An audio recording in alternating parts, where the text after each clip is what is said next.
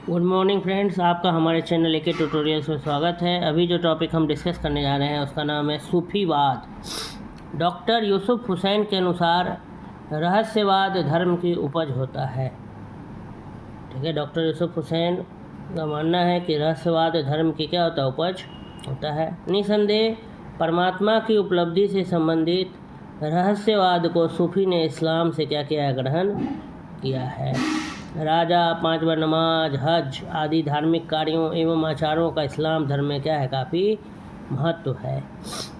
इस्लाम में अध्यात्मवाद और रहस्यवाद की भी प्रवृत्तियाँ हैं। प्रोफेसर निजामी ने सूफी मत के अरबी भाव, सूफी विचार जो है वो कैसे इमर्ज हुआ, उसके अरबी भाव पर धर्म के प्रभाव को अस्वीकारते हुए कहा है कि सूफी मत का मूल स्रोत कुरान तथा पैगंबर की जीवनी, लेकिन सूफी मत का पूर्ण स्रोत इस्लाम को स्वीकार करना भी तर्कसंगत नहीं है।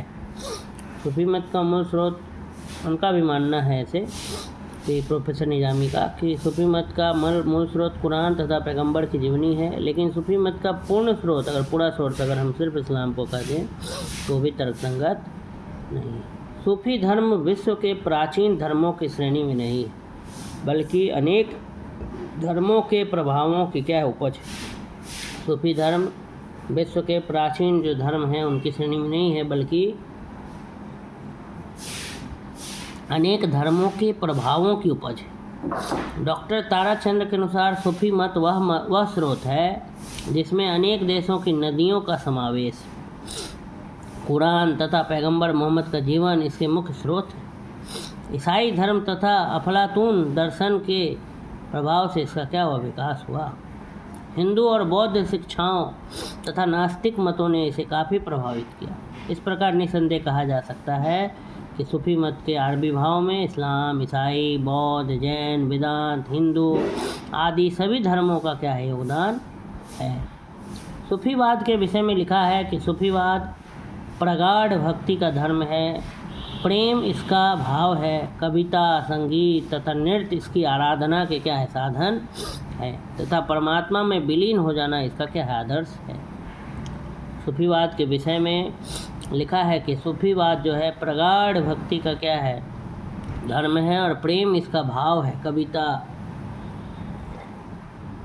संगीत तथा नृत्य इसकी आराधना के साधन है, तथा परमात्मा में विलीन हो जाना इसका आदर्श। भारत में सूफीवाद की शुरुआत 13वीं से 15वीं सदी में हुई।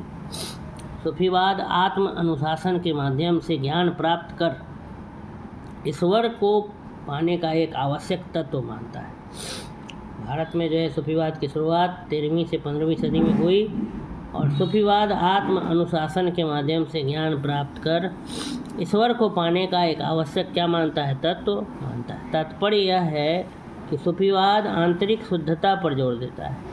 भारत में सूफीवाद का प्रसार मुल्तान, पंजाब, बिहार, कश्मीर, बंगाल तथा दक्षिण भारत में हुआ। निष्कर्षतः सूफीवाद इस्लामी राष्ट्रवाद का एक रूप है जो तपस्या पर क्या देता है, जोर देता है। तो इस तरीके से हमारा ये जो टॉपिक था सूफीवाद, शॉर्ट नोट्स, इसको हमने क्या कर लिया, स्टडी कर लिया। अगर आपको ये वीडियो पसंद आया तो मेरे वीडियो को सब्सक्राइब करें, मेरे चैनल को सब्सक्राइब करें, मेरे वीडियोस को लाइक और शेयर करें। धन्यवाद।